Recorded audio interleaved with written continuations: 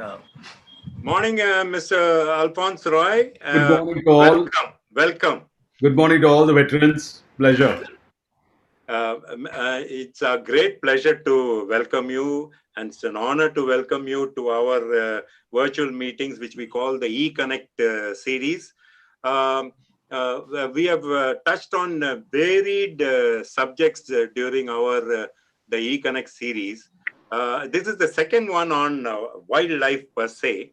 We earlier had a very nice presentation.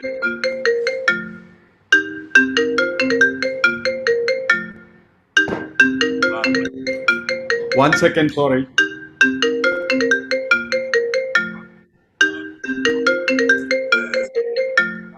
Anand sir, I'm on the Zoom thing. Can I call you back?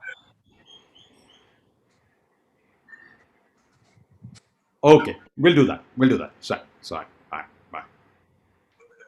The Sorry econ about that. series. No problem, no problem. So we are back to wildlife, and sorry, I think your phone is ringing again.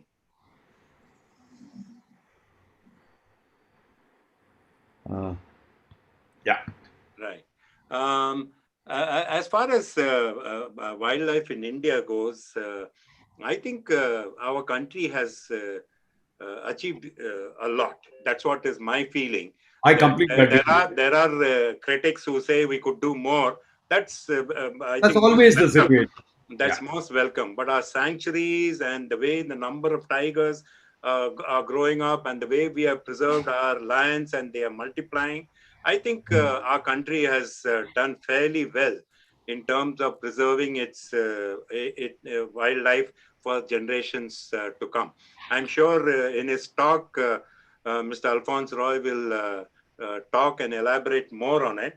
Welcome, Mr. Roy, and I will now hand over to Wing Commander Harshavardhan, who will introduce you, and thereafter we look forward to your talk. Welcome.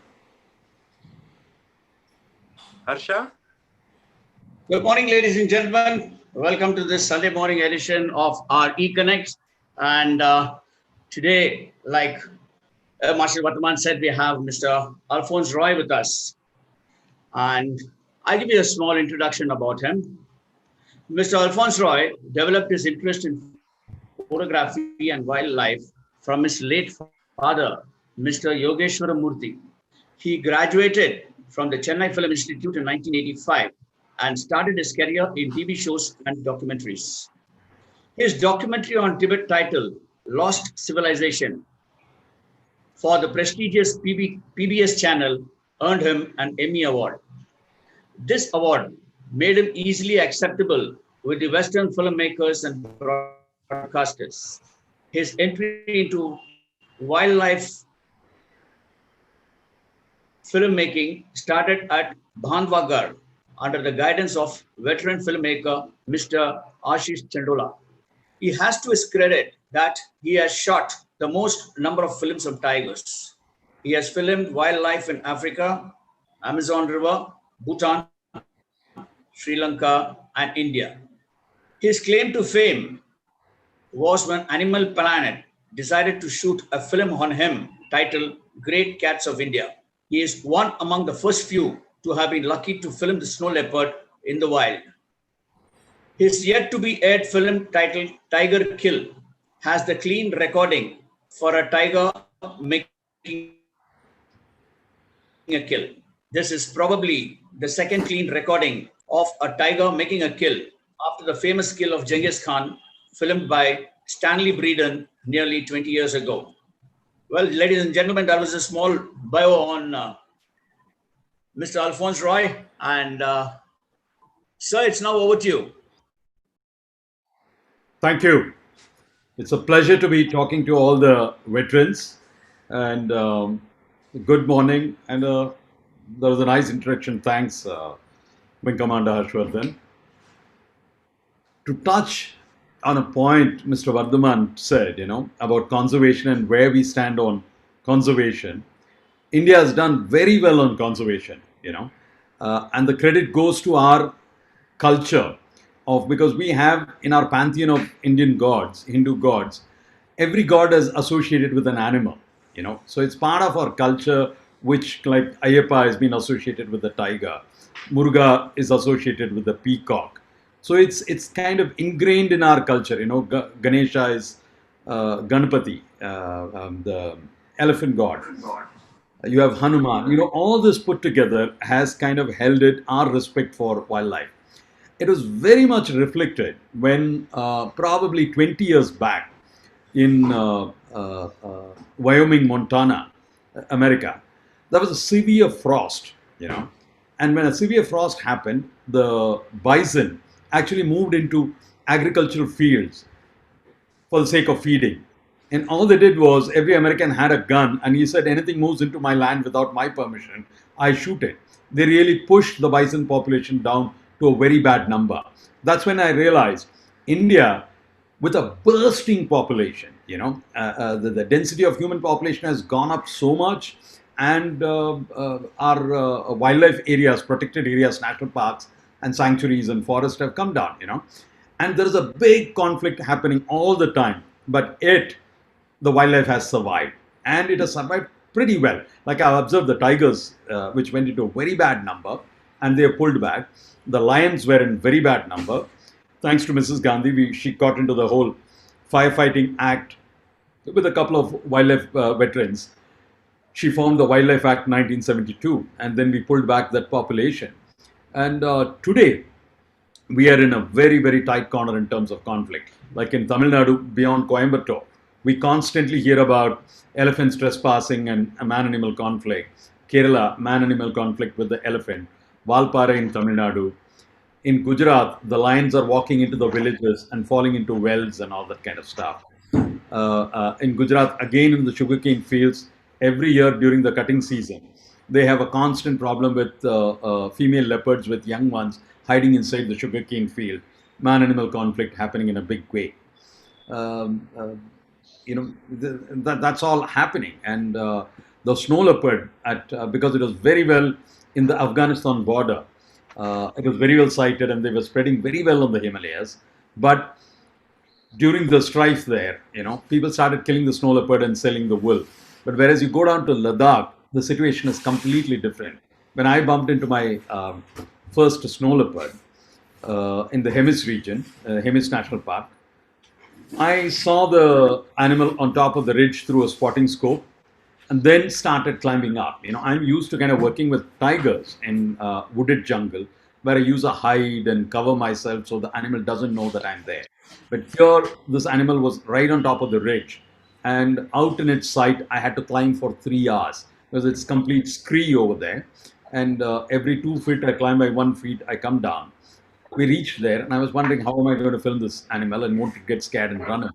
But it was very comfortably seated, kind of a Buddhist peace, and the threat for the animal was not there from the human, so it was not getting scared. It sat there.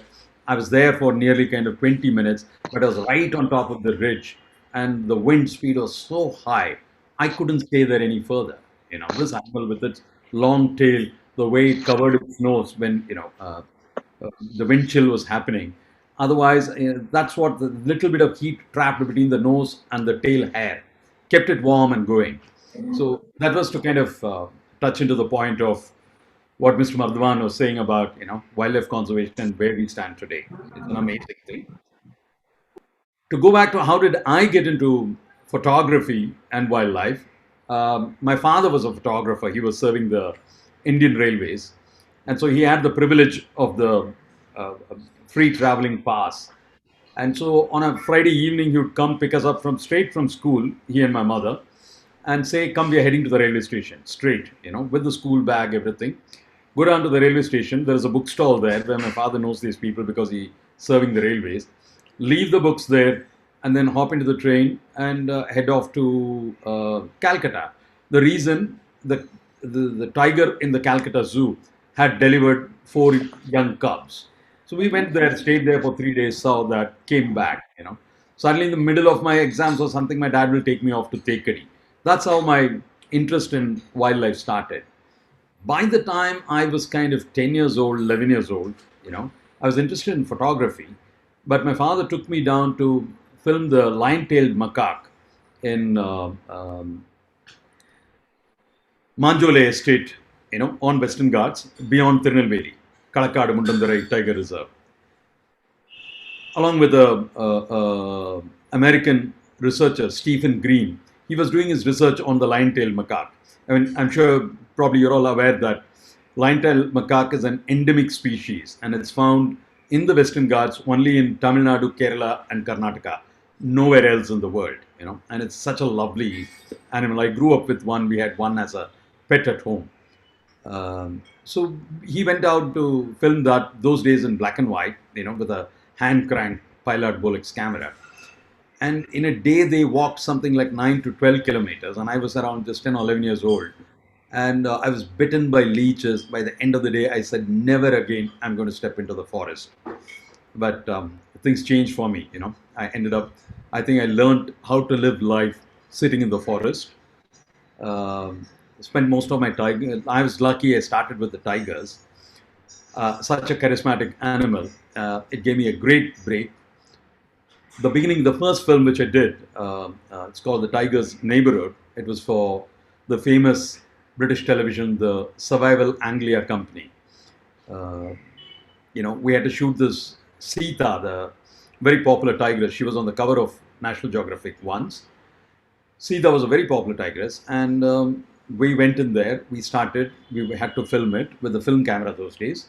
And every day we used to kind of go on the elephant back with a very famous Malayali elephant Mahut Kuttappan. So we used to hop into the Hathi at 4 o'clock in the morning and then go into the forest, search for its pug mark, track it down. By 6:15, we might reach the tigress at some point. She'll give us a 15-second glance and then she'll disappear. So it went on like that for a year and a half. And every 3 months, there used to be, I'll have to make this STD call to England. And they used to ask, how's it going? Is there a hope? So I used to say, yes, there is hope. And their question used to be from Survival Anglia, do you need more fund? Do you need more film? I said I would need more money to survive and pull myself through, but I don't need film because we haven't shot much. But are you optimistic? And I used to say, yes. It went on like that, and then we started building up. I think most of you must have seen the Great Cats of India, and you would have noticed how I worked in Bandhavgarh. That's how my association with the tigers started. And the first film took me 4.5 years to complete a 53-minute film, day in and day out, through the monsoons, pulled through. And in the meantime, I fell in love, got married, everything happened. That's how my first film started. Then onwards, when that film came out, a lot of other televisions like BBC then came in, Italian television came in, National Geographic came in. So each film on an average took me 2 years to complete. So I ended up spending a good 15 years and got kind of literally connected with Sita, her cubs, her grand cubs, through kind of 6th generation of cubs, And it created such a good level of comfort because I was continuously working in Bandhavgarh. That because when the cub, around 2.5 to 3 months when they first come out, they see me, they get comfortable with me, If you've seen Great Cats of India, you would know that I shoot it from an elephant tripod, which gives me a stable platform at the same height as the elephant.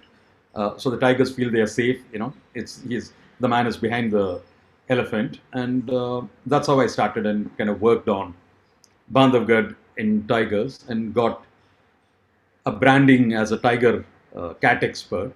And then National Geographic at one point were not getting enough footage on Jaguar in Amazon. They thought that because of my experience here, I could kind of work on Jaguar in Amazon. Well, Amazon was one amazing place, when I go in there first, I was based in Manas and then go into the river. For 36 hours, I'm on this boat continuously traveling. And I don't come across another boat, or I don't see any other human being other than people in my boat. And even in the boat, you sleep on hammocks because you have the tarantula spider, which is roaming around anywhere. And, you will finally kind of reach there and then you start working. What an amazing forest. Anything happens to Amazon, will definitely affect the planet in a very big way. I mean, every time I used to see a tree which has fallen down, I wanted to kind of get a how grand this tree is. So I used to go down to the base of the root, put my camera, put a wide angle lens, and then try to shoot the full length of it. You can never get it. You'll never see the other end because it's covered in such thick jungle. Um, that's how. Then I've been lucky. Then I worked with Romulus Whitaker on the King Cobra. I was lucky enough to kind of document the first photographic record of how a king cobra builds its nest, without any limbs, how it goes around collecting the leaves, and then finally builds the nest, goes inside, lays the eggs, and incubates them. And every nest we saw, Rom Whitaker used to kind of put a probe through a bamboo stick and measure the temperature and the humidity, and they were all perfect in all the nests. How did the snake know about what is the right kind of humidity and temperature to kind of choose the kind of leaves? And uh, the species Ophiophagous hana, which means it feeds on snakes. At a point when it knows a day or two before the eggs are going to hatch, it'll leave the nest and go away. It doesn't want the accidental thing of it feeding on its own young ones. And then the young ones come out. They're just kind of a couple of inches long, but they still have the venom, and they put their hood up. It was an amazing experience we had. And wildlife filming is not a way to make a living, it's a way of living. You have lifelong experience of the way you live in the forest, you're living with nature.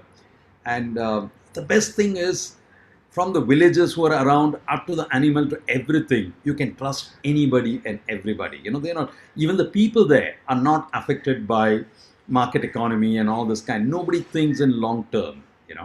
And it's a very simple rule there. It's the survival of the fittest. And it was amazing. It's like when I pulled out from, at that point, I started as, when got into photography, I was a student of light. Then I got into wildlife filming. I was a student of nature. And then today, I'm now a student of cinema, because the time when I was kind of shooting wildlife film, we had only one television channel in India, which was Doordarshan, so none of my work could come out. So my landlord used to keep wondering, what do you do? You kind of rent a house in Delhi and you're paying your rent properly, but you kind of open the house only once in a year. Are you into smuggling or something of that kind? You say you shoot wildlife films, I don't see it on television. So it was at that time, and I used to go down to Britain and in Bristol, which is the base of the natural history, BBC natural history unit. And every time I went there, one of the schools used to invite me, and I used to go there, show the film, talk to the children. I said, I need to do this in India. So I used to go down to school and play these films. And it was all used to be, either if it's a BBC film, it used to be British accent, or if it's a National Geography, it used to be American accent. The kids never could kind of get that accent and understand that English. We had a major communication problem. That's when I said, I need to make films and reach my own people, reach it to the people around the forest and villages and kind of stuff. And the only option at that time was feature film. So I moved into feature film with the hope that I'll bring my wildlife stories onto the large screen and reach a wider audience in India. And that's the verge of the point right now. I've spent last 9-10 years in Bombay into feature films. One of my last popular Hindi feature film was titled Raid. It was a Ajay Devgan film. Probably some of you must have seen it, I presume. The longest income tax raid which happened. That's where I stand. If people have seen Great Cats and stuff, could we have it more interactive rather than a politician-style monologue? Harshvardhan, you could take over and, people could throw questions and I could take off from there and add more points. Okay. Thank you, Mr. Alphonse. Thank you very much. Well, ladies and gentlemen, you can kindly unmute yourself. The question and answer session is open. Request you all to kindly ask your question one by one, or you may put them in the chat box. See, we see a lot of films on Amazon with these pythons. There's a fictional creatures, or do they something like that really exist? Very good thing. It says the anaconda snake. They did that one feature film. that gets registered in, probably you must have seen that film, Yeah, and not once, many. Hollywood's exploitation of that. But actually, Anaconda is not that bad at all. The way anacondas mate, there is a mating ritual kind of a stuff for them, is they'll all group together, the whole male and female. So I used to kind of stand in the Amazon water with my tripod. Unfortunately, I don't have the picture to show it to you right now. Shooting the Boto dolphins. So I'm there in the water with my tripod, kind of spending 11 to 12 hours in the day. But in the evening by 5:36, when I'm trying to kind of pull my tripod out, I won't be able to pull it out. There'll be kind of at least 200 anacondas on my tripod. They are much like the Indian rock python. They do grow to large lengths, but most of them are not that big. Or the akibara. They're all real creatures. It's Amazon is an amazing, very different kind of a forest. I mean, I couldn't see the jaguar for quite some time. So I had a boatman, Waldemar, my boatman, a Brazilian guy. And he used to say, wait, I need to make sure whether there is a jaguar here. So I'll put you in a hide and then I'm going to put a bait for it. India, the bait is not allowed. So I said, okay, you're doing it the traditional style. Let me see. And what was the bait was the, not getting the name for it, the large stingrays. So I used to catch hold of a large stingray, bring it and put it there. And I waited there in the hide the whole day. Nothing happened. I pulled out by evening. Next morning we come back. The jaguar managed to pull the bait out and go. He was doing that regularly at night. Then we had to kind of put in a large rock, tie it down, all those kind of stuff, made it difficult for it. That's how we started filming the jaguar. Okay, you have a question in the chat box from Sheila Let me open the Jayavant. The question is, I will read out the question. Have any films been made on the palm civet cats of Western Coast? Have any films been made on the palm civet cats? Palm civet? No, they haven't. One of the reason is palm civets are mostly active at night. They're very nocturnal. That's one of the major reasons. And B, they're such a small animal from the ground. If you look at the height and stuff, they get easily hidden inside the undergrowth in the forest. When such animals, like including king cobra and these stuff, when we do films, what we do is we create micro habitat sets, and then we create a situation for the animal to behave themselves. One of the primary goals of wildlife cinematography is to shoot undisturbed behavior of the animal. The animal shouldn't kind of feel your presence there, and then the whole behavior changes. That's what we're aiming for. So when you bring them into a habitat, then you kind of micro habitat, then you kind of monitor humidity, temperature, lighting, everything, and then hide the camera and then shoot it. That's how you kind of do it. One of the major reasons is the nocturnal cameras, which the digital age has brought out. You have night vision cameras today, which are very good. The first set of night vision cameras came from the British Defence. They had a night vision scopes, which after X number of years, they released the technology. And from that, one of the cameramen in Britain, he kind of made it into a night vision camera for me. And that's what I used when I started in India. I had to kind of use it in a very clandestine style. India did not have, even today, they don't have permission for wildlife filmmakers to be in the forest after sunset. The permission is always given between sunrise and ends at sunset. So I had to choose a place, Parambikulam, Anamalai and Parambikulam, two state borders, and both have their checkposts kind of 4 to 5 kilometers apart. So I used to stay in Anamalai. By evening 5:36, tell them I'm shifting to Parambikulam. I'm going there for a tomorrow morning shoot. Then take the Gadi go, not enter Parambikulam. In that 5 kilometer stretch, I used to kind of put my gypsy down and sit with the night vision camera to kind of shoot whatever I can. I had some great experience with the night vision. I thought I've answered the palm civet question. There's no films that have been made to my knowledge. And it's one of the reasons is because they are nocturnal. The night vision, my experience in the stretch between Anamalai and Parambikulam, in the daytime, in Anamalai side, I'd shot a tusker who was in full must, I was filming for a long time, nearly 2.5, 3 hours. He was debarking, moving around, pushing trees down. At one point, he pulled a bark which was a good 7-8 feet long and 1 feet wide. He threw it at such a speed that it came and nearly hit my camera. So we said it's time to kind of pull back, and we pulled back, and then we going down at night. I had another friend of mine, a wildlife scientist. He was driving the gypsy. We'd taken extra precautions, kind of at night by mistake. In darkness, you shouldn't hit the horn. So we had put a switch and disconnected the horn, everything. Put a tape over the headlight switch, made sure that by mistake we don't hit it on. Reached a point and stopped. And I'm looking through the night vision camera so I can see what is around, but he can't see anything. And I'm looking through the night vision. I see this female elephant with a calf. She comes down grazing, and as she's coming down, I'm filming her. There is one subadult male there. A couple of few more subadult animals were there. They're all grazing happily, and the calf is playing and having fun. Must have been 45 days to 60-day-old calf. As I'm filming, I suddenly hear forest breaking down and something big coming down.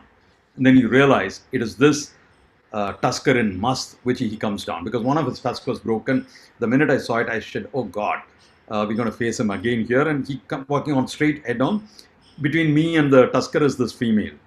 So he comes down and checks this female, and this calf is there. And she's not in distress or anything. So that happened. Then he moves forward, comes to the subadult male. And the subadult male, after a few minutes, he drops his whole penis down, So I'm filming that. I'm wondering, what the hell? Why is this happening? What does this behavior mean? Anything. Later on, when I went back and checked with wildlife scientists and researchers, then they said, that is the way submissive behavior of the subadult male, saying that, look, I'm not here a threat. I'm not going to take any of the female in stress. It's all yours. I submit, that kind of behavior. Anyway, we're filming that. I didn't have that answer at the time for the behavior.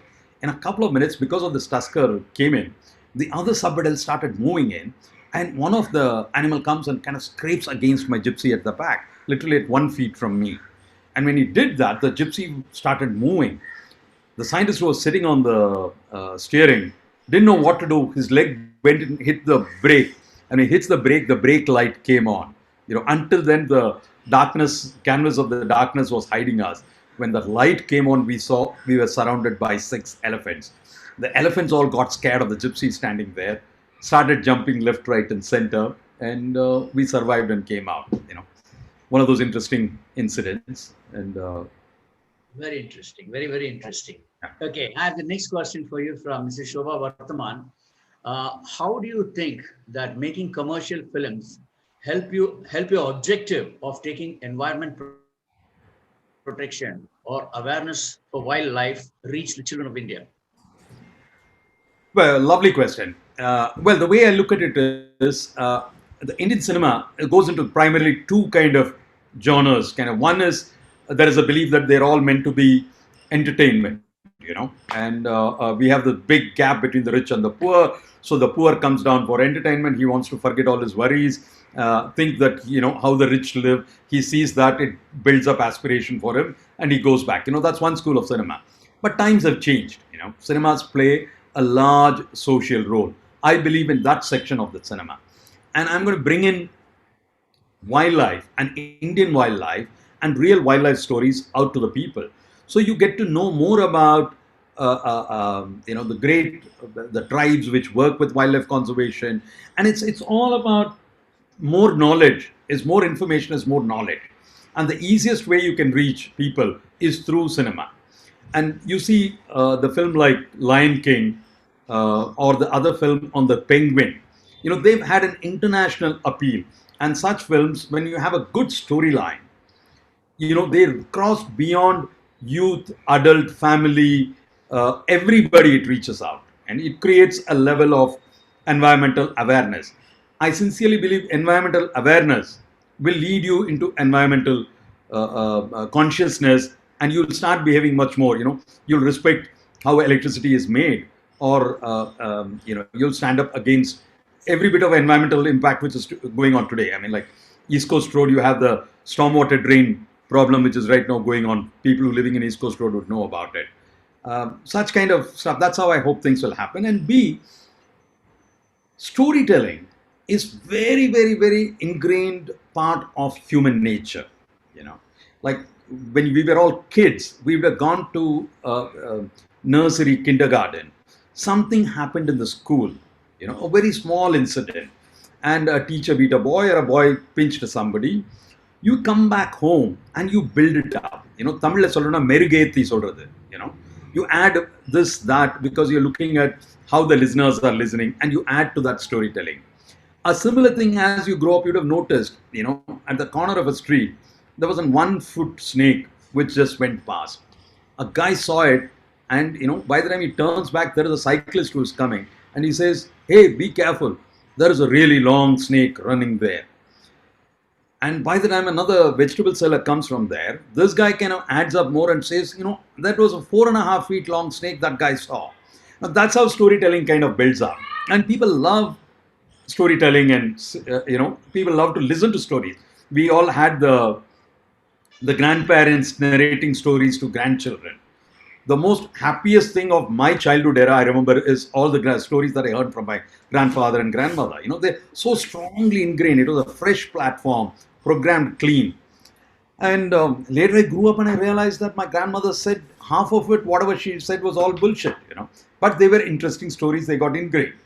And so using that is what I've spent last 10 years is to learn the art of storytelling, and now going to adapt and bring wildlife stories, Indian wildlife stories, onto a larger screen, with a very sincere hope that it will kind of help people to respect wildlife. I want more and more kids to get into wildlife cinematography, more and more kids to get into wildlife sciences as scientists. I want more people to get into wildlife veterinary science, and some people should kind of become IFS officers and make environmental policies which will kind of do it for our country the best way feasible.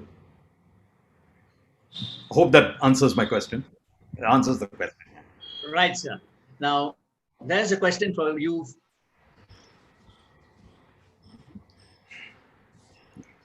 Can I go ahead with the next question?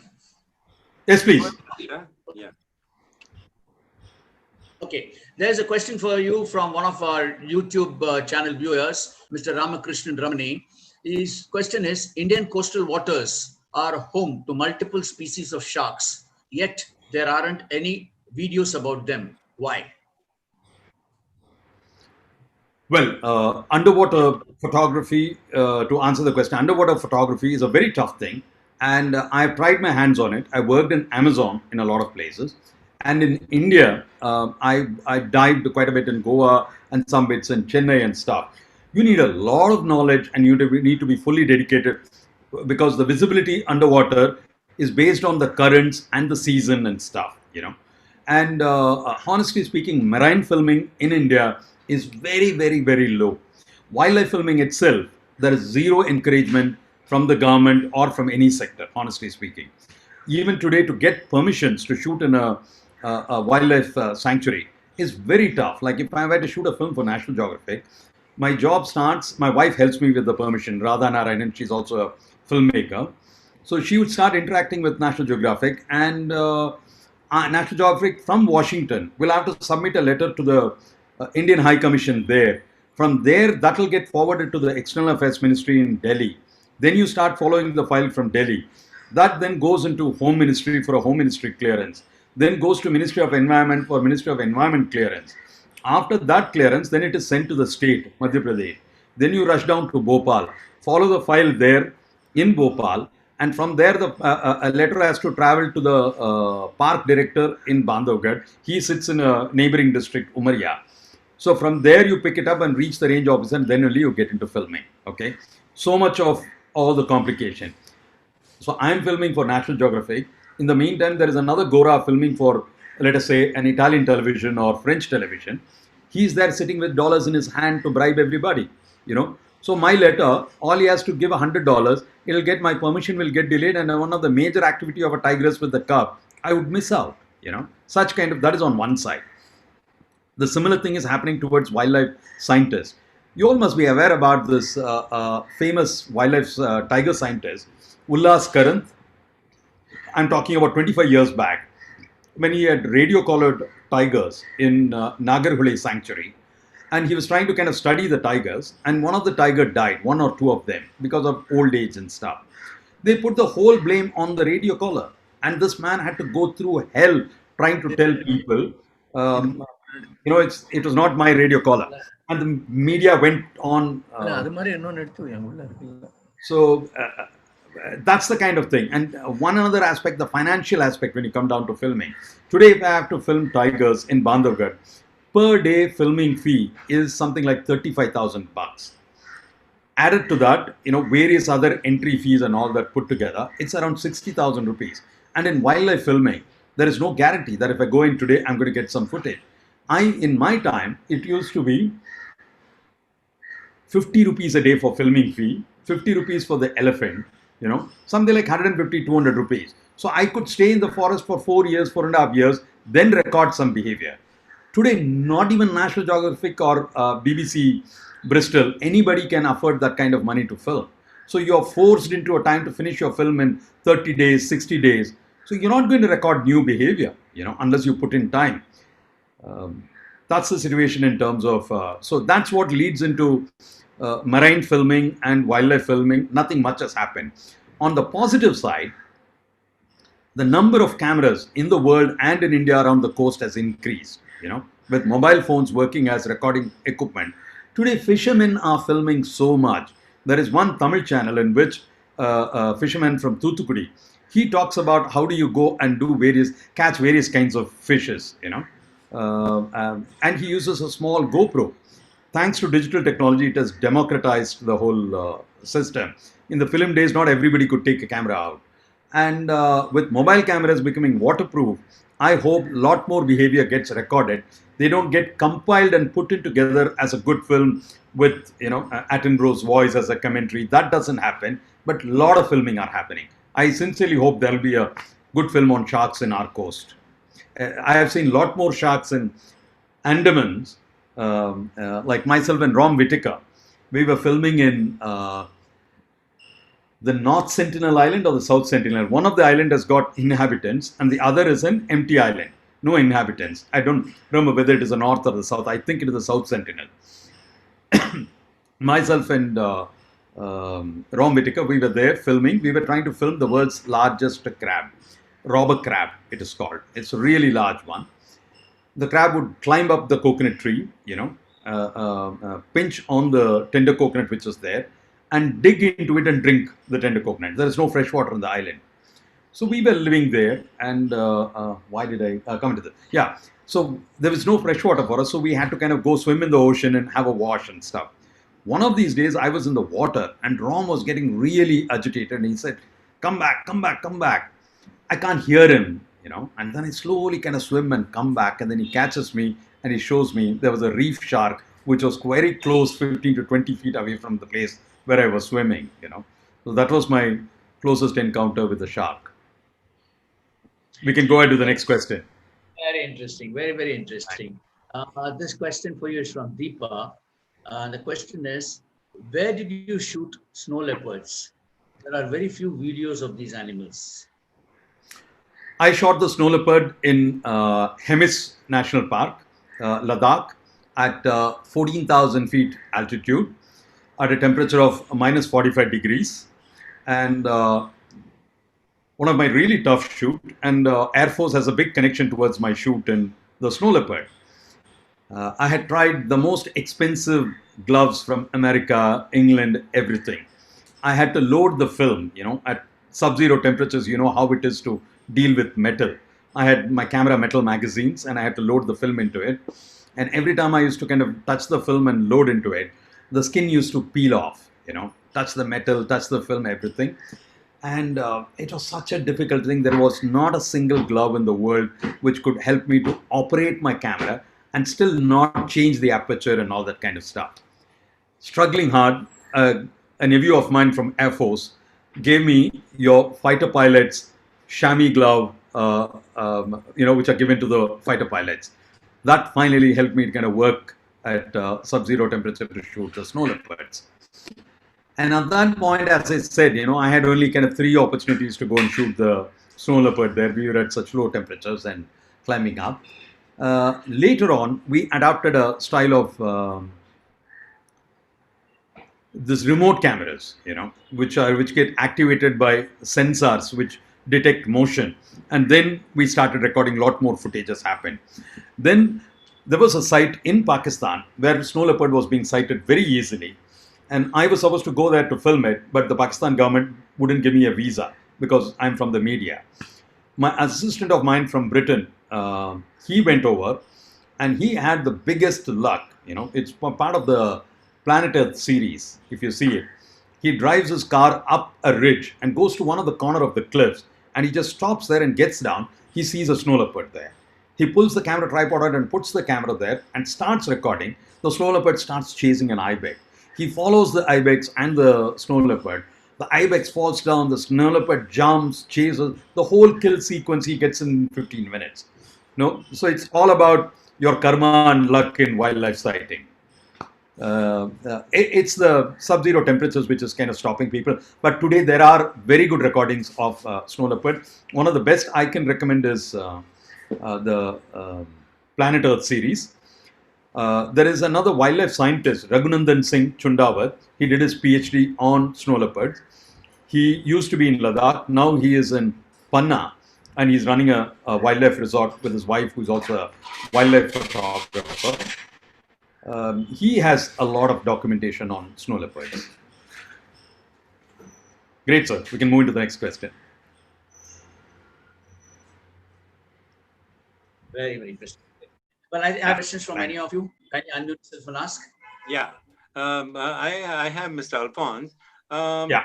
Why is baits not allowed in our sanctuaries for photography? We had baits allowed 20 years back, I think 20 or 23 years back.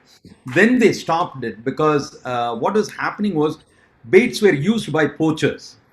So when we started controlling poachers, one of the initial things they did was they stopped baiting. And they wanted to the idea of a national park is to leave wildlife as it is so that they can behave themselves. We can go observe them, study them, and allow a small space for nature to be unhindered unhindered by human, interference and stuff. So in fact, I strongly follow that principle of when I do wildlife filming. I tell my karma is only to document nature as it is, and I have no rights to interfere. But there has been quite a bit of human interference in terms of with nature. We built dams, we built so many things. It's unbelievable. All these canals and railway tracks, when we laid them, part of our 5-year plans and all that stuff, we consider them to be great achievement for human thing. But we divided the forest completely. The elephants couldn't cross from one side of the track to the other side. The canal stopped the elephants from, so genetic bottling up started. So much of things happened. Once I saw all this happening from close, then I said that come what may, I will not interfere with nature. That's my principle. I'll stand there and observe, I'll document it. Once I had a tigress, Sita's granddaughter, I think, Bachi. She had 4 cubs, and I'm following them from nearly 3 months onwards. And as it goes on for around another 4 months, by the time the cubs are around 7 months, we start getting suspicion. There is one cub which had a strong marking on the right ear, was always lagging behind. I just want to add a point. Each one of the tigers, the markings on the tigers are very, very specific to each animal. It's like our thumb imprint, So we identify independent tigers based on the markings. But, we're not ever sure which side we are seeing. So we always look for the side, left side, right side, and the front, and then have a diagram in our memory. And that's how we identify these tigers. This one particular cub was always lagging behind. And so we had our own doubt. There is something wrong with it? We don't know what it is. And there were times it used to go bang into trees. And then we said, probably is it blind? But then how is it following the mother all through wherever she goes?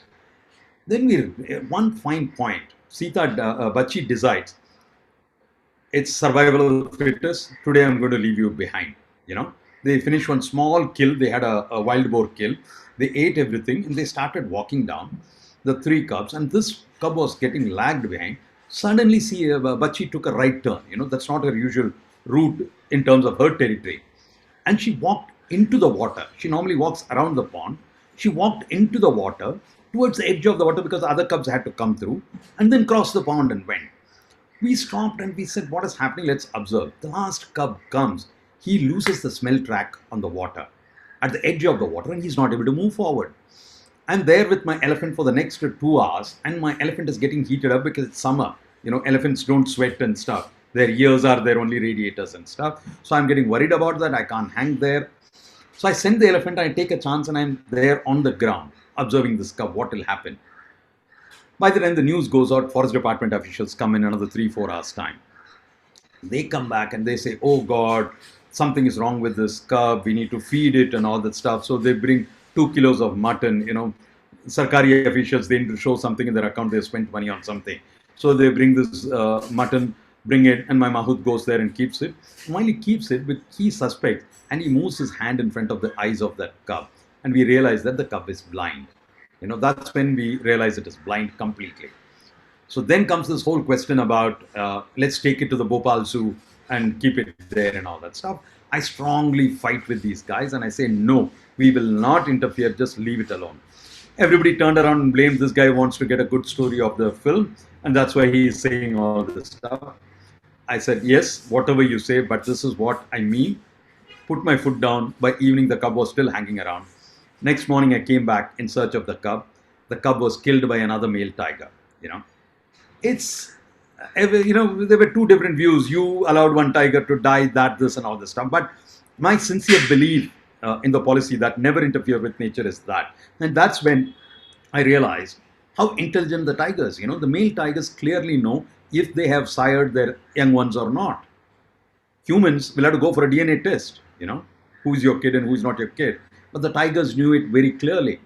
And the underlying principle of the forest, it's the survival of the fittest. I said, I'm happy I saw it, I learned something, that's it. So strong is the belief on non-interference with nature. I forgot what was the question, but I just got into the answer and I'm a bit lost. Yes. I want to follow it up. This is one of the greatest achievements of yours was filming a tiger kill. And for the sake of some of our members who haven't seen that film, can you tell us about your experience on that? Yeah. Most of you would have seen in Africa, cheetah, lions running behind the impala at full speed, goes into slow motion, gives the final hit on the rump and it falls, rolls down. Those shots are so many, but you wouldn't have seen such shot with tigers. The major reason is savanna grassland doesn't have many trees. It's open visibility. It's a savanna grassland. So a cameraman, very close friend of mine, Simon King, who is an expert in shooting predation sequence. We don't call them killing fields or anything. We call them predation. And so he's an expert in that, using a long lens, a 600 mm, follow focusing and panning along with the animal, keeping track of it. And you're keeping track of how much film is left behind in the camera, how much battery is left behind, how long can you keep going or not. So many calculations which are running through. Anyway, Simon King shoots that. In India, it never happens. And, I had been nearly shooting for 14 to 15 years and I had never seen a tiger kill happening. I would see it immediately after it has happened. And there have been moments when I have seen a tiger standing there ready for a kill. I've seen the deer there and the tiger will start my calculation waiting. Exactly when the tiger moves a muzzle, I'll hit the camera running, follow, the tiger will go behind one large tree and I've lost the tiger. In the meantime, the deer has also moved. So I can't see the tiger, I can't see. That's what happens with Indian wooded jungle. So that's why a predation sequence of a tiger was not recorded many times. It was once recorded by an Australian cameraman, Stanley Breeden, for National Geographic. He shot that in Ranthambore with a very popular tiger called Genghis Khan. Genghis Khan had the habit of making his kills on the water hole, So when you come down to a water hole, you're again like a savanna grassland. There are no trees around. And in Genghis Khan's that territory, in that water hole, there used to be a crocodile. The crocodile used to kind of make the initial catch, either of a deer or something. And this fellow used to go and compete and fight and pull the kill out. So when Stanley Breeden was lucky, that he noticed the pattern of killing of Genghis Khan. He managed to film it. After that, for 32 years, there was no recording of a tiger making a kill. So then came the opportunity to me, and they said that why doesn't it happen? Alphonse, you give it a try. And this kind of started over a beer in Bristol. We were sitting over the table and chatting, and we said, why we are not able to film. And so Simon was there, and then we had this friend of mine, Harry Marshall, and he turned around and said, "Okay, Simon, why don't you both make it an attempt to be in India and try and see if you can record a tiger kill, and we'll make a whole film about this whole interaction and we attempt." So we said, "Okay." And so Simon comes down. Tiger Kill, this film, I think it's again, not sure if it's National Geographic or Animal Planet. I'll check it and let you all. It's there. It's about Simon King comes here, he helps me, guides me how to go about and all that stuff. And then finally, I take inputs from him, patience, and then I sit in a place and then I film this tiger making a kill. One early in the morning, around 5:55 or something is when I get this kill. There is not enough light for me to run it in high speed, and yet I got the kill. This happened, I would say, 9 to 10 years back, and after that, nobody has broken the record of recording another tiger making a kill. That's the big thing behind tiger making a kill. But it doesn't have to be that hard to film it, because today there are so many mobile cameras are out there. When the event happens, somebody is lucky to be there with the camera. That's what is happening. So I hope to see it very soon through some mobile phone. Mr. Alphonse, one of the things is that you have to carry your camera, you're sitting on top of a tripod like thing and all that. But today the things have changed and we have drones which are going around. So can't a drone, lock on to a tiger moving, and then once it is locked on, it tracks the tiger and you take a drone shot? I completely agree with you. It's feasible. Well, the only thing is, in fact, if you see Planet Earth, they used something like this, but it's not actually a drone. More than a drone, they underslung a camera through a long wire from the top, and they literally had a helicopter or an aircraft kind of a stuff with which they followed the animal and they got some footage. One of the reason we wouldn't kind of settle purely on a drone is whenever we shoot an animal, we make it a point to go to the eye level of the animal. If there is a popular film of mine, if you look at it on King Cobra called The King and I with Romulus Whittaker. So when we shoot the king cobras, I'm literally lying down on the floor with the camera flat on the floor at the eye level of the snake and then panning with it. That's what makes it look majestic. It's like you always want to kind of look up on the animal. It's like when you go stand near LIC, you're looking up at it. That's what made that olden day story building wow factor. That's one of the reasons. And drone, definitely today it is working, but drone cameras have a limitation in terms of long lenses and resolution. You can't put the load factor not too much. So today people have mixed technology is happening a lot. But even more than that is the camera trails, we call it. These are remote cameras with sensors, active sensors, which any animal moves in front, it will trigger it. You place it 200 of them all over the forest, roughly on the tracks. You would get a whole lot of behavior out of that. There is always a dispute on the tiger senses and the tracks which they do. So what is the truth behind the tiger senses? I'm so happy that you asked this question. The man I spoke about, Dr. Ullas Karan, I respect him a lot.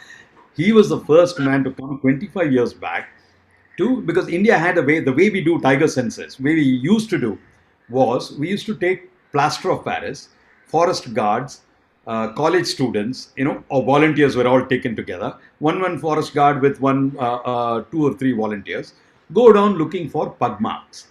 And the minute you see a pug mark, what they will do is they'll put some sticks around it, 4 sticks, build a wall around, pour plaster of Paris into it, and allow it to set, dry, pick up the mold cast, and come back. So then you measure everything on that and say that so many tigers, and because different tigers will have different pug marks. But what they missed out very badly was the soil condition varied. If it is very close to the water, the thing kind of paw went in much more. The same tiger would have will be counted twice because the pugmark there was large, and when it was walking on the roadside over the rock on a thin mud, sand rather, that would look like another small tiger. And so you always had extra numbers. So Ullaskaran 25 years back said, this is a false method, let us not do this. Okay, so don't do this, and let us use the camera traps. By the time he put on his radio collar and all this kind of stuff, the non-cooperation of the science community, taken over by media and all that stuff, he was thrown out. His study was thrown out. Nobody heeded his suggestions. I think 7 or 8 years back, the government of India woke up. They put in camera traps and started recording.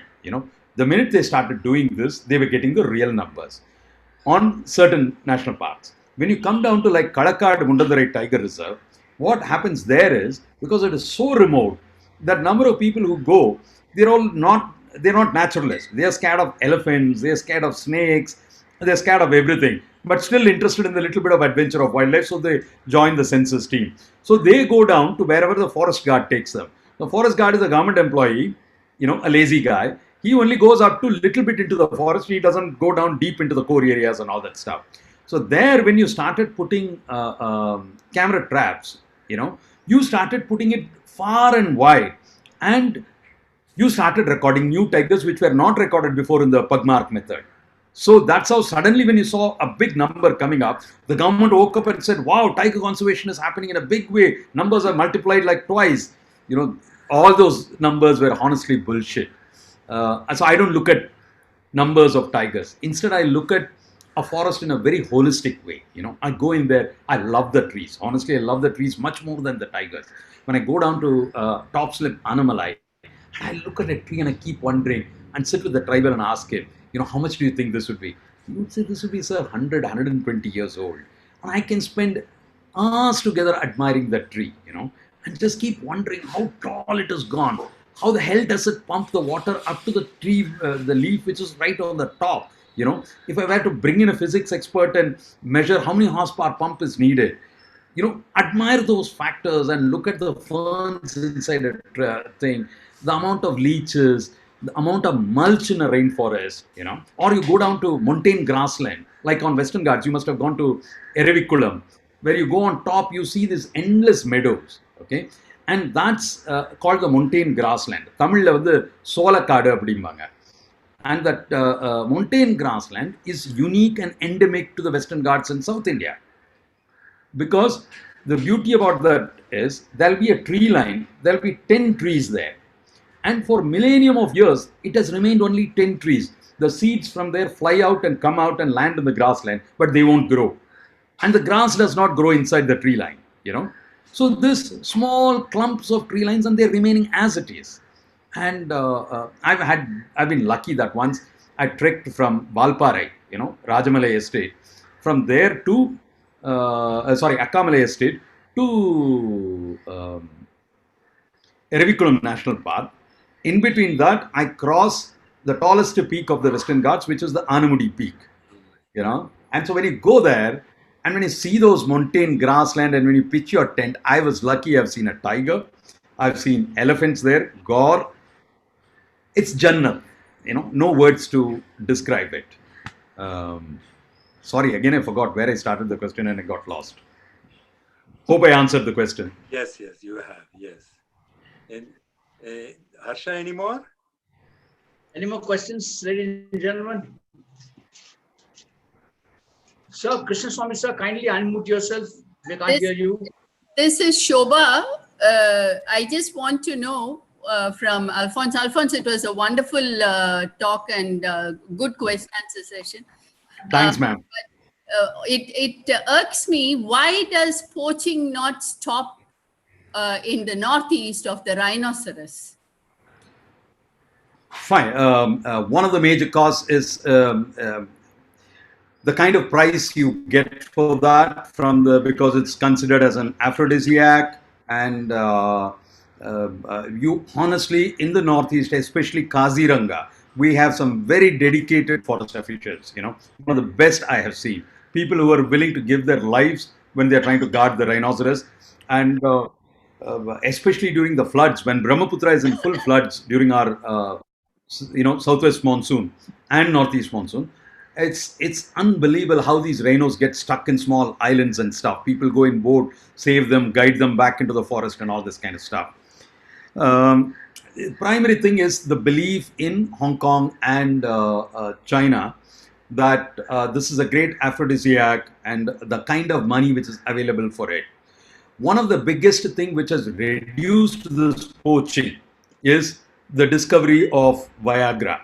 You know that if they make probably the chemical based aphrodisiac drugs without duty and all this kind of stuff around the world, it will bring down poaching quite a bit.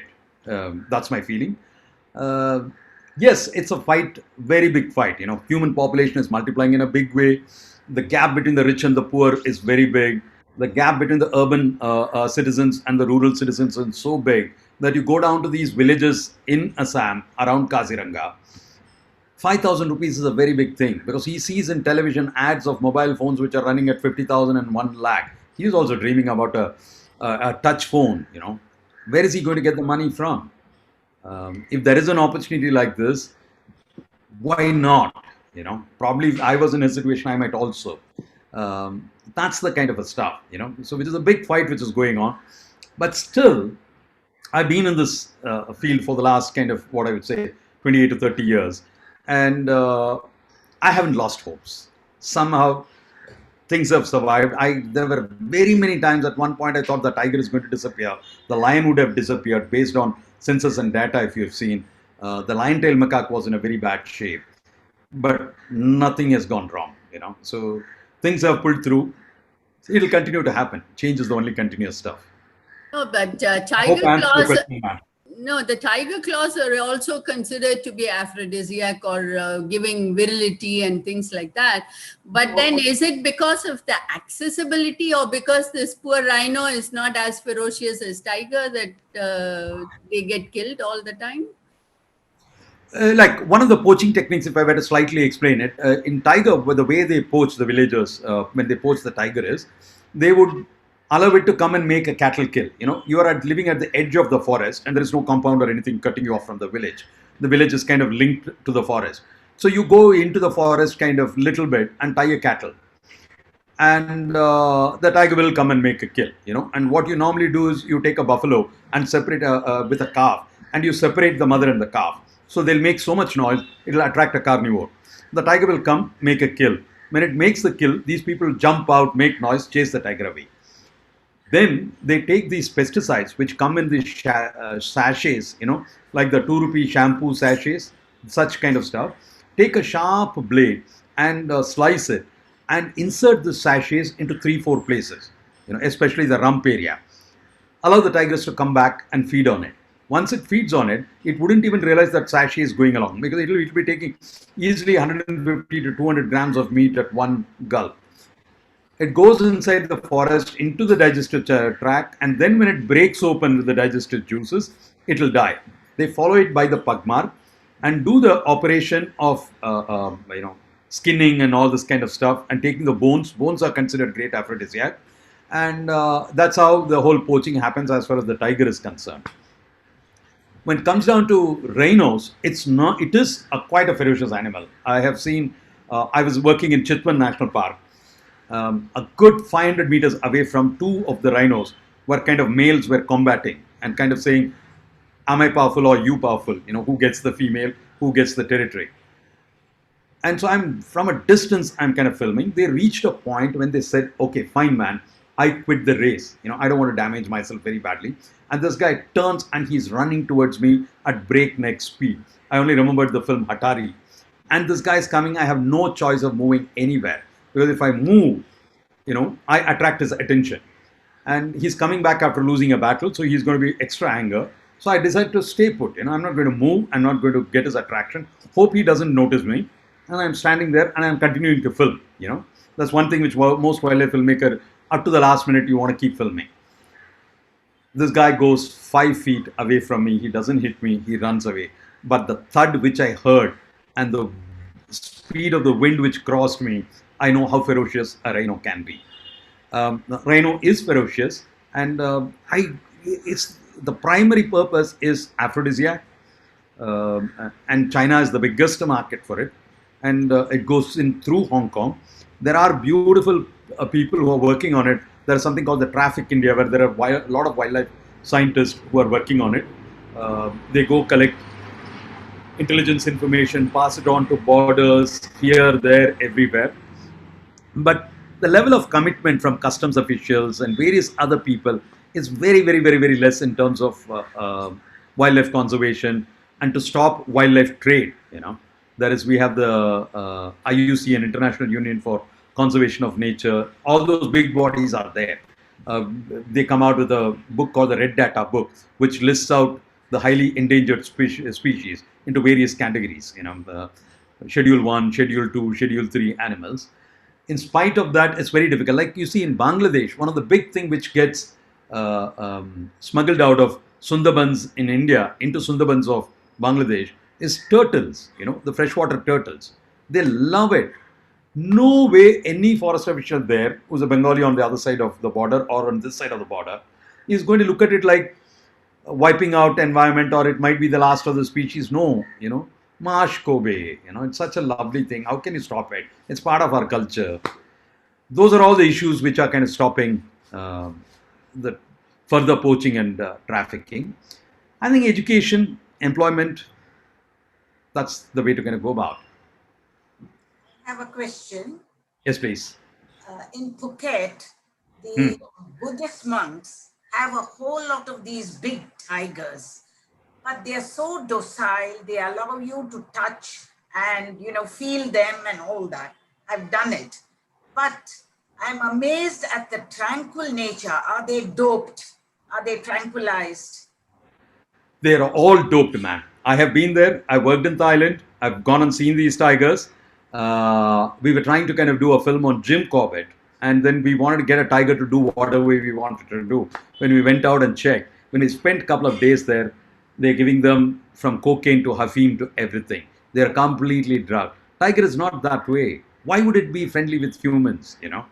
How much ever you look at your cat in your house, it's 100% replica of the tiger in the jungle in terms of behavior. Yes, everything. The way they swipe, but then it's nice. They at a distance. It's great. You feed me this. You can touch me, cuddle me, but you can't keep me on the bed and all the time hug me and stuff. No.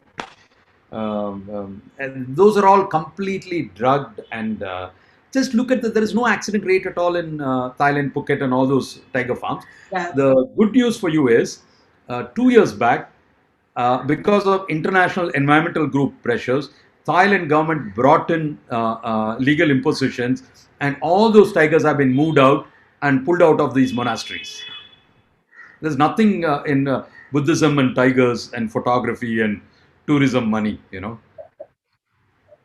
Cloak and dagger. Right. Thank you. Thank you. I have a question. Okay. Are the kind of man-eaters Jim Corbett talks about still roaming the Kumaon hills? Yes, sir. Very much. I was part of one of the hunting which happened at Tadoba of a man-eating tiger. And the best are Corbett books are the best, the man-eaters of Rudraprayag. Yeah. It's what happened was in those days, the tiger became very old, It didn't have this chemical pollution and all this stuff to kill him very soon. So he lived a little longer. He dropped his teeth and his claws fell down, or in a fight, he lost out. There were large territories available. The forest had not shrunk. So each tiger had quite a decent territory. So they didn't have to get into fight. Today, the territories have shrunk because humans have encroached upon all around. And so within smaller territories, these tigers have to fight and take supremacy to get their own colony of females and whatever. So that leads into a lot of tigers dying and stuff. And these accidents kind of lead into a debilitated tiger. And then when he realizes that villages are so close by, he loses the fear of the humans, And that's when he says, okay, let me go make a kill. It's just, again, everybody wants to live and survive, the primary programming, That's what kind of hits it very badly.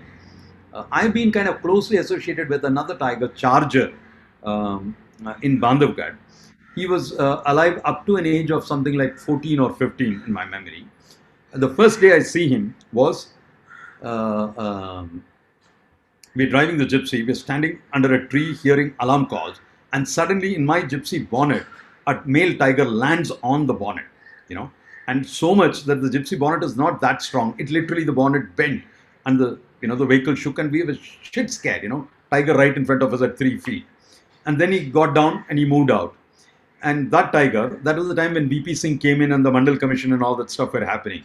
So we all turned and named him VP, which then they said, don't do it. Politically, it will become an issue. And then we named him Charger.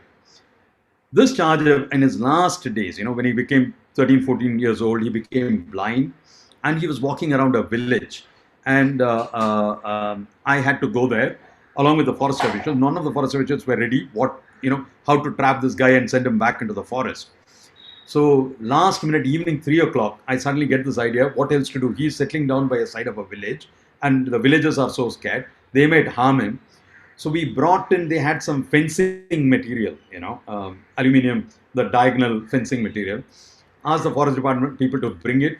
I got down on the foot, me and a couple of other friends, Kuta Gadao put some, posts there and encircled the tiger with this fencing. And that's how we left him for that night. So next morning we could kind of move him out. He wouldn't survive a tranquilization either that evening. And what was the question? I lost the question. Yeah. Question was whether man-eaters are still roaming the Man-eating tiger. I was at such close distance with him, because when he was blind and stuff. And I was filming as well at that time. And he had a wound in his hump. And there were ants climbing and feeding and biting and all that stuff. There were two things happening. One, it is keeping disinfected. Another, I had to show this to my audience. So if I had to shoot an ant, but an ant on a tiger, I need to go close even with my longest lens. So I literally went 8 feet from the tiger, unarmed, only with my camera and my long lens. And I zoomed in, I filmed. He turned, looked at me. I got the ant shot, got his face, everything. No, so it's a completely wrong belief. People think that because carnivores are feed on meat, so the minute they look at a human, they want to come and charge and kill them. No. The logic is this, we eat palak, but that doesn't mean that when we go out and see bougainvillea leaves, we would take that and cook it or eat it. We know what our prey base is. We know what is our food. They know what is their food. They wouldn't come unless they lose the fear of the humans and accidentally, like as Corbett writes, the half-burnt dead bodies when they are pushed from the hill, which falls at the side of the river. That's where the animal gets to kind of feed on it. It's like history of man. How does man learn cooking? A forest fire cooks the meat and he tastes it and says, same thing happens to the tiger. And then he becomes a man-eater. Well, honestly speaking, very rare to see man-eaters today. Can I ask a question? Yes, please. Yes, sir, go ahead. Mr. Alphonse, the dangers that you faced in so many of your examples that you've given there, normally if in the face of enemy you get such exposures, you get awards like Paramir Chakra and all those things there. And for not facing the enemy, you should get at least Ashok Chakra. They are not enemies for all what you have done. And therefore, have you ever been recommended for any award for having done so much in the field of wildlife photography? Honestly, not. Thanks for the lovely compliment. I feel honored. Great. It's like if I were to list it, just to give you an idea about what a wildlife cameraman goes through, like what I've gone through, just to give an idea, give an exposure or a glance into a wildlife cameraman's life. Like when I was filming in the Amazon, at one point, I'm coming back after 4 months of filming deep inside the forest on something on spider monkeys, with the footage. I'm coming back in the boat. And the boat stops and there is a famous resort which is there. It starts with the A, I'm not getting the name. And so some people climb in from there, some tourists. And there was a lady who was wearing the Jaipur block printing frock kind of a stuff with elephant motive on it. So she's sitting next to me and they say, hey, did you buy this in India? She says, yes. And we're talking about block printing. We're talking about elephant and all this stuff. Suddenly, in the middle of the river, People are all kind of jumping out of the boat, and the skipper who is sitting in front of me, he's jumping out. I see it, and then I turn and see there is a small fire at the back. And this lady, while talking, she told me that she doesn't know swimming, and then she also jumps out, out of this panic and fear. I had a language interpreter with me because people speak Portuguese. We call them pork and cheese. And he is a British guy, and he's a very good swimmer. I pulled a life jacket. I told him, please jump. I know that lady doesn't know swimming. Go save her life. He immediately jumps, takes the life jacket, goes, he saves. And the boat is still moving. In a matter of 4 minutes, the boat was empty. There is one Hungarian who is standing in front of me. He can't speak English. He's showing me signs and asking, I've got this passport. What do I do? I pull out a Ziploc from one of my bags and give it to him. He takes it and says thanks, gives me a hug. He also jumps out. And I'm alone in the boat, and the boat is still moving. All the people who jumped behind me are now left behind very far. I just turn around and say, I have this one belief that, never lose hopes and don't panic. In a crisis situation, sit back, relax, and think there is always a way out. So in that belief, I just go near the fire and see what can I do. And there is at 6 or 8 inches from the fire is a gasoline tube which is going into it. It's probably running in petrol or diesel. And I said, okay, I'm not moving in and doing anything because I might push the flame into that. And so I come back, I look at the boat. It's kind of 12 meters long. And the boat was named Bill Clinton. That was the time Monica Lewinsky stories were going around. And I said, okay, it's not only Monica who's in the soup, I am also. And then I walk to the front of it. I see there is a nice, good open deck of around kind of 3 meters. So I said, good. I move all my equipment to the front end, and I'm hoping that how is the boat going? Observe.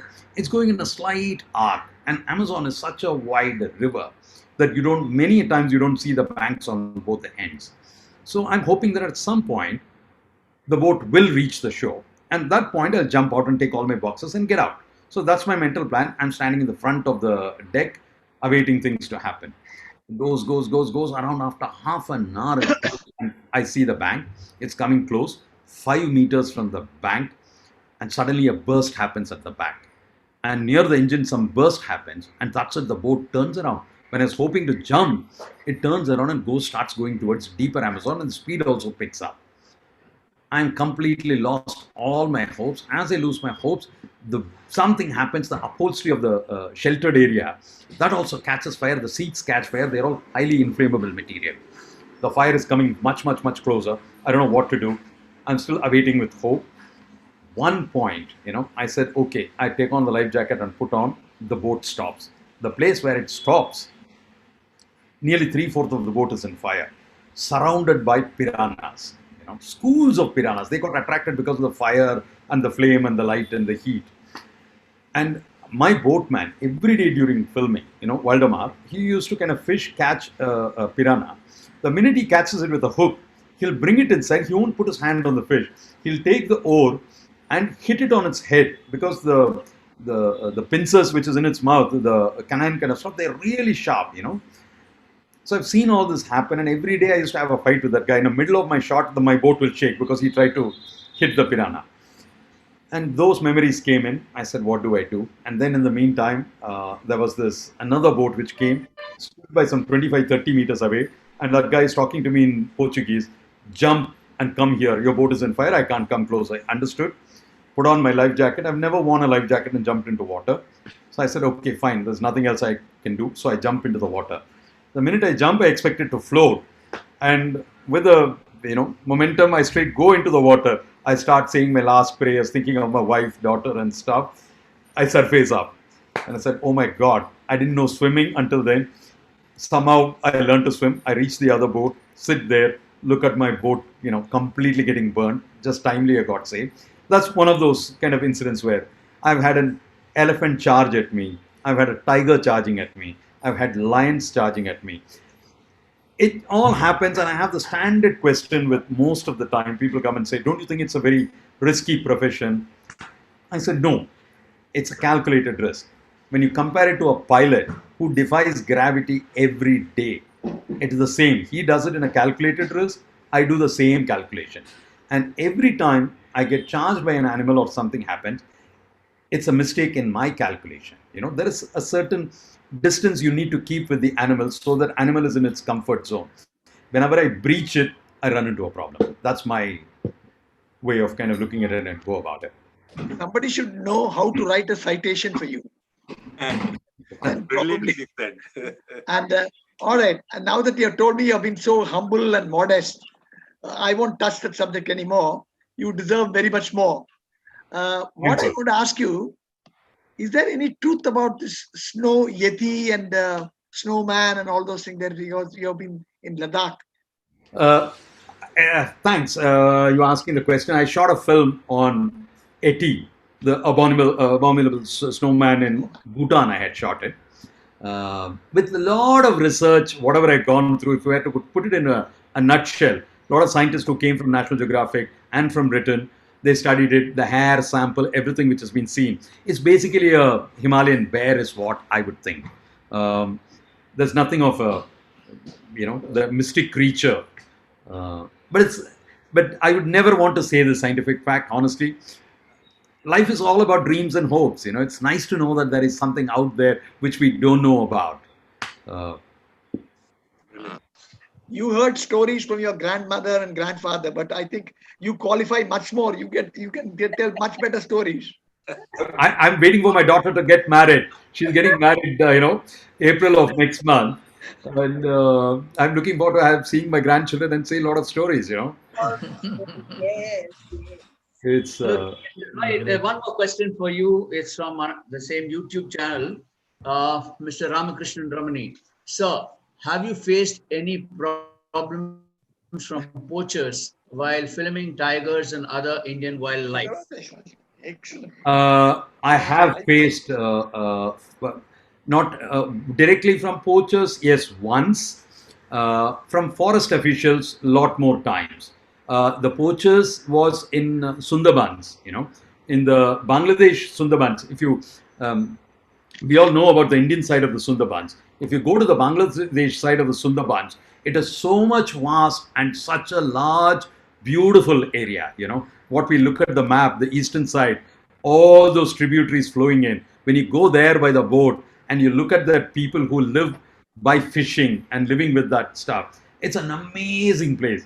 You'll only get to see a pug mark of a tiger if unless you invest a lot of time, you wouldn't get to see a tiger.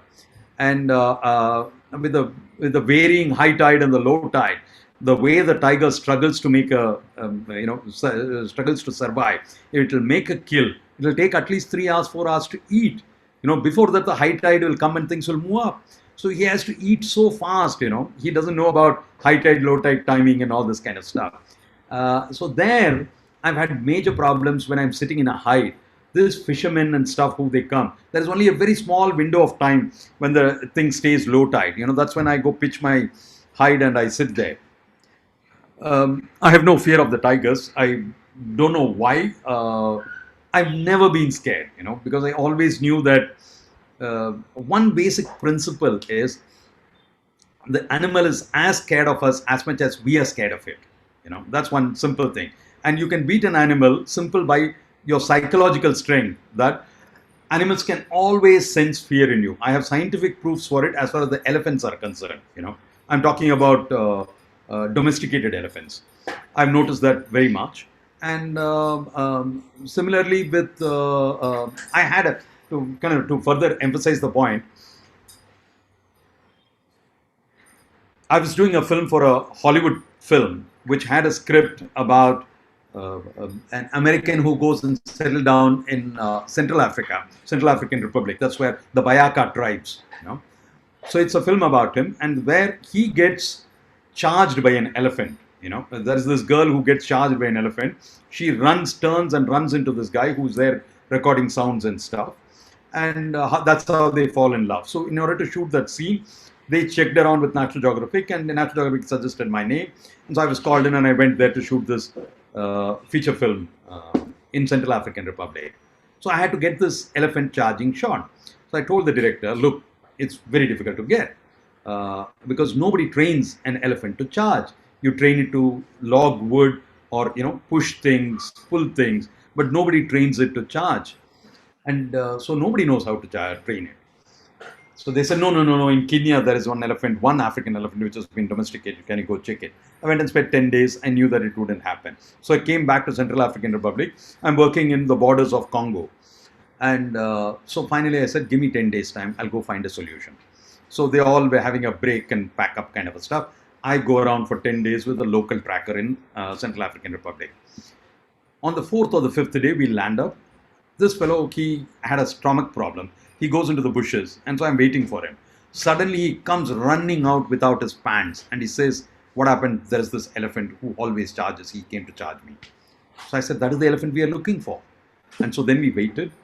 We spent the next 3-4 days observing. He had this habit when he runs around his territory, he comes to one place to drink water, where the water is completely clean and stuff. So I said, okay, this is the place to work. You keep a track of him. We will bring the camera when he comes down to this point. By the next 4 hours, he'll come here to drink water. We moved in there. We had a Panavision Millennium, a very big camera. I had an American assistant who came up to the point and said, look, my insurance doesn't cover me, so I'm going off. And so he goes off. So me standing alone with the camera. This tracker, I told him, this is the view of view angle of my camera. You go outside my frame and provoke the animal. Okay. After that, I'll take care of things. He does that provoking. This elephant comes charging towards me. I stand there filming. I don't move at all. He comes up to some 6 to 7 feet. He's really filling my frame. Doesn't know what is happening. He gets worried. This guy is not moving or anything. And it's a large white camera and a human being. He hits the water with his leg, takes water with his trunk, throws it with mud on me. Nothing happened. I'm still continuing to filming. Then he goes back. So, they try to chase you. And if I would have run, the elephant would have come behind me, caught me, or done something, But I put my leg down and that's it. It went back. And it's happened many a times to me, honestly. It'll go run beyond the show. Coming back to the question, lost track of the question. It was about Poachers. my interaction with the poacher. Yeah. One of the thing was in Sundarbans, as I said when I was sitting for there, the fishermen who come there to fish, they don't want anybody standing there because it affects their catching, because I'm trying to stop them from coming in between because their presence will disturb the tiger from coming. So we've had issues there. So they would come and threaten me with knives and all this kind of stuff, and I had to pull out. In Bandhavgarh, while I was filming, we heard about a tiger which was killed by a poacher, and it is dead. I come across, there were vultures flying around, go inside the forest to inspect what had happened, what is there, photographed whatever was there, and then the forest department officials turn around against me because I've got photographic proof of what happened. They normally what they do is they'll write a panchnama with 5 villages and stuff and close the case. Now they can't. They have to go behind the poacher and all this kind of stuff. Next day they'll start problems for me. Quoting the rules. You're not supposed to get out of the car. How can you get out? They literally stop me from filming. They want to throw me out. So that kind of issues, because I stand for values, we fight with forest department officials. It's not only me, including scientists as well. I know there's a person called Ravi Chellam. A lot of you must be knowing about him. He heads A-Tree and he was part of Greenpeace and stuff. He's a guy who's got his PhD on Asiatic lions. I know while during his study, he has faced so much problem with forest department. He literally made him a persona non grata inside GIR because he was talking about the truth of what is happening inside. The same thing has happened with Ulas Karan. The same thing has happened with another friend of mine, Raghunandan Singh Chundawat. He was the first man to report out to the media saying that in Panna, we had lost all the tigers in Panna and they had to reintroduce tigers. When the news came out through the scientists, they banned him from entering into the jungle. So that's the kind of constant problem we face. The problem is once the British left, and India had its own elected government and all this kind of stuff. Post that, the role of the Zamindar and the British was taken over by the forest department. They became the big bosses, and it's no more your forest and my forest. It is their forest, and we are intruders. That's the problem all over the country. I hope that answers the question. Yes. I have another question. I want to switch to lions. There was a Right. discussion that we have put all the eggs in one basket and all the lions are in Gir. and they wanted to transport a couple of lions to another one, and so that we don't lose the lions in case there is an epidemic or something. Nothing happened after that. Sir, Palpur Puno, a place in Madhya Pradesh, was earmarked for this. This exact thing what you're saying. Scientists all reported one epidemic and we will wipe out one whole species, the Asiatic lion. You know, it's not found anywhere else. And the history of the Asiatic lion, if you look at it, it is the drift of the continental stuff, the Kumarikandam, when it split away from Africa and moved out. You know, that's when this bunch of lions came in. You know, and these are much smaller than the African lions, and their behavioral wise also, they don't hunt in large groups, they don't hunt large animals, all that stuff which is there. So Palpur Puno was identified as the alternate location where the Asiatic lion would be put in and all that stuff. Honorable Prime Minister, now Modi ji, was the Chief Minister at that time in Gujarat, and then they all turned together and said, no, this is the pride of Gujarat, we will not let it go out. It was a political, non-scientific decision which stopped the whole project, and still the land is there, and still the risk is there. You know. Thank you. Right. Any more questions, Harsha? Air Marshal, I think AFUOA grants him Mr. Alphonse Ashok Chakra. Thank you, sir. I feel very honored. You know, it's in fact, like I'm right now. You're all from the defense staff, and I'm desperately trying to do a show next year. Next year is the 50th year of the Liberation War. You know, so I'm trying to kind of get a show and all the veterans from Manekshaw to everybody, all those people who have lost their lives.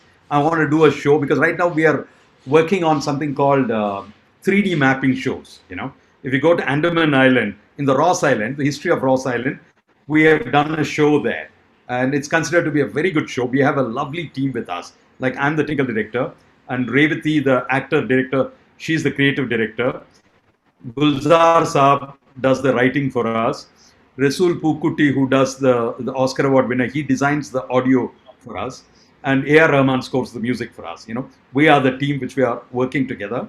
I'm desperately struggling to put together a show on India Gate, on the whole Liberation War and what all pressures we went through, you know, from the American ship coming down to everything. It's time to remember, stand up, and we're trying to write the proposal. We get this opportunity, golden opportunity to tom-tom for 1 year. Pakistan, you lost it, you lost it, you know. Do it kind of a jingoistic stuff, but it's a great thing to remember the people who lost their lives. That's one thing which I want to do. Then we want to do for the December 4th Naval Day on the Gateway of India, a show on how we went and hit the Karachi harbor. You know, those people who went on the frigate, the last range who went and hit it out. You know, want to remember those people. We want to do another show in Bangladesh, in the their parliament building, how Sheikh Mujibur Rahman, starting as a student union leader, fighting for, you know, Bengali to the end of what is happening today. And luckily today, Sheikh Hasina is the prime minister. You know, she's 72-year-old, she's the daughter, and we want the Indian government to fund the show. So for a year, we could tom around the world and tell them, you know, something from our story. We have a war hero from Bangladesh here, Krishnaswamy, who asked the last question. He's a war hero from 1971 in Bangladesh. He was awarded the Veer Chakra. So, who is it? Yes, off you, sir. Honor to meet you. Thank you, sir. Thank you. Pleasure. What I want to ask you is that you've got two candidates. One is attending his, that is Captain Colors of Glory, that is Ramchandran, who's also a war hero of 71. Who is it? Who's watching this program with you. Right. The other one that you talked about the Navy going for that kill in Karachi. We have got veterans here who got the Mahavir Chakra for going in that operations. Wow. In 1971 operations, we have got Commodore Gopal Rao, who is a resident of Chennai. Lovely. He's 90 plus. Yes, I read about it. Yes. And I not read only about it. that, we have got Commander Francis, who was also a youngster at that time. Sir, And I he's look also forward to here meeting in with Chennai. you. Once I come down to Chennai, I look forward to meeting with you all. It will Seriously. be a pleasure One to meeting one. you and share all our thoughts with you. Very much, sir. You Thank see, you. I grew up, hats off, sir. I grew up when I was a kid. I remember my father going around and putting newspaper over the, windowsill and stuff. And there is a 5-tonner Shaktiman outside shouting, "Light band karo," in Chennai to hear a Hindi word, "light band karo." And they were all fearing an air attack and all that stuff. And, I grew up all that, and my father used to tell me stories about it. And I have an uncle who was a Shaurya Chakra Award winner from the 71 war. He was in the border roads, and he has told me stories. All these have kind of inspired me so much that my daughter and today's generation do not know anything about 71 war. They don't even know that we liberated. They don't even know the word liberation war. Which other war says liberation war? And hey, the greatness of this country needs to be told to today's generation, and this is a story which need to be taken forward. I don't know how to do it. I just have the heart for it. Sheikh Hasina, the daughter of Mujibur Rahman, Yeah. she interacted with us when she called us over, and my wife and myself had gone there for the function. Right. And when I told her that in 1971, I entered Dhaka with a weapon in my hand, Right. and in 2012, I'm holding the wife's hand and I'm in Dhaka. So he said, and she says, your wife's hand is much more potent than the weapon that you carried. That is what the humor of Mujibur Right. Rahman's daughter. Right. She's lucky to have survived that attack because she was in London at that time. Okay. Right. Yeah. I was lucky enough to meet General Kalkat in Chandigarh. Um, he had taken the surrender from Niazi. And so I had written to BBC. I said that I wanted these two people to meet. This I'm talking about some 15 years back. So I had written to them. I said that these two people meet and interact about that moment and how they look at things, as human beings when they connected, they retired and stuff. When we applied for permission, the Pakistan government clearly said, you try to do something like this with Niazi, that's the end of you. And we couldn't kind of have that program happen. It's not Kalkat, it is Aurora or Jacob, one of the two. Yeah, Aurora. That's right, sir. I stand corrected. Kalkat is for Sri Lanka. Sri Lanka, yeah, IPKF. Yes. Right. Wonderful, Okay. Alex. I heard you. Lovely, sir. It's a pleasure. God Pleasure bless you. meeting you all. Pleasure. It's our pleasure. Mr. Alphonse, I know all these awards and military achievements and things like that, but I just want to share something in reference to your talk today. Right. Just sharing, I think we've been very blessed and lucky. When we were in Sundarbans, we were going in a boat, and it was a very broad waterway. And suddenly we heard a roar, and about 20 feet away from our boat, a tiger was swimming with us. Wow, you're lucky. And we followed it for nearly half a kilometer. And then the boatman said, I'm not going anywhere to 30 feet from the shore, because once the tiger reaches the shore, it can jump 30 feet and we'll be in distress. So the tiger jumped onto the shore and gave us a very dirty look and went away. And I was told in 5 years, nobody had seen a tiger in that water, and we were so lucky to see it actually. It's very true. It's a very rare sighting, honestly. Sundarbans, to getting to see it is very rare unless you are continuously working there for 6 months, and with expert making the right kind of decision where to move and stuff. Because the ground where you kind of pick up pug marks and track a tiger gets wiped out every evening, every time there is a high tide. And so little information is available there. You are really lucky. And we also got to see the dolphins, which come in with the freshwater tide and goes Right. out with the sea. Yeah. Where Brahmaputra goes in, yes. That way, Brahmaputra. I have shot some dolphin on Brahmaputra. from Majuli Island, probably the second largest riverine island. I was stuck in one monsoon in the island, with all the sites kind of getting washed out. No boats could come and rescue me and stuff. Uh, and that's one of my really favorite rivers. I was lucky when Brigadier Kukriti was in Assam Rifles. They were doing a bamboo raft travel from where Brahmaputra enters India up to the point where it leaves India. So for a 45 days, we had a helicopter and by road we were following them from top and bottom, and once in a while getting into the bamboo raft as well, and then filming it. That's when I kind of really had a great experience on the river. And also, by the time I finished that filming, it was in Incheon. I think Air Force people will know that place. They said that there's an aircraft flying here, it'll take you back. It was a Caribou. And that was the last flight. There was a ceremony being held in Delhi, and this had to kind of fly back there. So we went there. We said, okay, this morning the aircraft will take up. We went and loaded things, everything. Sat, and he started the engine. And the engine started misfiring, put, put, put. So I told the captain, it sounds like my Vijay scooter, So whenever this happens, I normally kind of undo the spark plugs, clean it, and then put it, and then it would take off. They said, you're very right. That's exactly the problem. Got down, we stopped, did all the servicing, everything. Started the engine was fine, but the weather had packed up.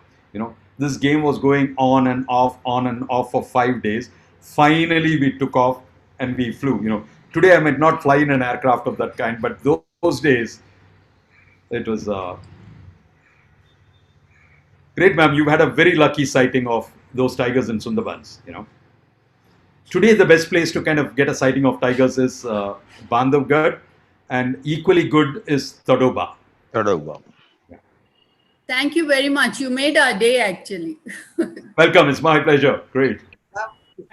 Thank you, Mr. Alphonse. Thank you, sir. I think we are done with all the questions. I've got one question, Master. Yeah, okay. Yes, Suku. Yeah, one thing. Alphonse, I just want to check up. This is the equipment and all which you would have lost in Amazon River and your own personal efforts. How do you make good all this? These are all insured or they all hired? What was it? Must have been a hell of a lot of loss. Yes. That's when Radha, my wife, she played a major role because I lost all my equipment, and Brazil was so corrupt that I went in with something like 400 kilos of equipment, and I'm coming back with one plastic bag with the waterproof jacket which I was wearing, but that's what my life jacket, what I was wearing. I carried it back as a memento. There was nothing else left for me. Everything was burned. And these gallows, the customs guys are not allowing me to fly, saying that you brought in 400 kilos of equipment, you need to pay duty for it, So I said, no, yaar, it's all burnt. It's here in the newspaper, this, and I'm running around up and down for 7 or 8 days. Then they said, you need to give him $100, only then things will happen. Finally we bribed, we got the clearance certificate, everything. I come back to UK. And I said, okay, if I have to continue my career in India back into the next wildlife film, I need my equipment. I won't get that in India. Struggling hard in UK to kind of get it in Bristol and in London. The news had spread, this man has lost all his equipment in Amazon. So everybody is bringing all their oldest equipment to me and saying, come on, this is what we have, why don't you buy this? So I said, no, this is outdated, I don't want it. At one point, after kind of 2-3 weeks, I called my wife and I say, it's in a bad shape, I don't have any equipment, I don't know how to come back. And my wife just woke up and said, look, go open a bank account somewhere. So I said, no, it's not allowed. Those days, it was a big Ferra violence, and we'll run into this headache, that headache. Went into Halifax Housing Society, opened a bank account. My wife called up all relatives who were in America, Europe, everywhere, and told them whatever you all can contribute, and gave the bank account. They all contributed $100, $200, $500, such kind of. We accumulated X amount of money, went and bought the best of the equipment, the latest equipment from London, then came back, restarted my career. Paid back all the people, but it was good thinking by my wife, which saved me the day. Thank you. Right, sir. Thank you very much. Thank you, Mr. Alphonse. It's been a great Thank morning. You, thank you, everybody. We are nearly 1 hour or 45 minutes with your talk show. Yeah. You spent a lot of time with us, a lot of time with us. And you had some very, very interesting real life experience which you shared. And Really thoroughly enjoyed your talk show. Thank you very much. And Thank now you. I will request our President Marshal Vartaman to kindly wind up the show with this last few words. Thank you, sir. Mr. Alphonse, thank you for coming home to all of our houses and having a long conversation for what? 1 hour and 45 minutes. It's as good as if you were sitting in our homes and having a chat. A wonderful experience and so beautifully narrated. And I must say, you answered each and every question with such so beautifully. We all could understand actually what goes into wildlife filming, and of course wildlife by itself. Your passion for nature and the wildlife, it really touched us. We are so very happy. And last but not the least, your passion for our country. We wish you the very best for what you're planning to do in the celebration of our victory over Pakistan and giving birth to a new nation. We wish you the very best. We have the best talents in our group. We will put you on to them, and perhaps they will tell their stories, which you can put into your program. We wish you many, many more safe adventures, many happy encounters with the wildlife, and many, let me say, film shoots which you can bring it to the next generation and leave it for posterity. On behalf Thank of all of us, our very best wishes, Mr. Alphonse Roy. When you come back to Madras, I know you live on ECR. Maybe we will meet perhaps next year when the pandemic is behind us. You may have to shoot this invisible virus sometime, because it is more dangerous than wildlife. Huh? yeah, I- yeah, yeah, yeah, yeah. Thank you Thanks. very much, and our best wishes to you. God bless. And from all of you, and thank you for a wonderful morning with you. Thank you. Thanks for the privilege. Great, sir. Lovely. And last but not the least, I forgot. The person who introduced is a relative of yours. Wing Yes. Commander Sukumar is here. And it is Suku who said, "Why don't you call Mr. Alphonse Roy?" I said, "I hadn't heard about him." Then I Googled, and then I found, my God, there is so much of work you had done. So I must thank Suku for introducing us to Thank you, you. sir. And all the very best to you, Mr. Thank you, Alphonse. sir. Thanks. Thanks, everybody. Bye. Bye. Bye-bye. Bye, sir. Bye. Thank you very Bye. much. Bye. Thank you. Thank you, sir.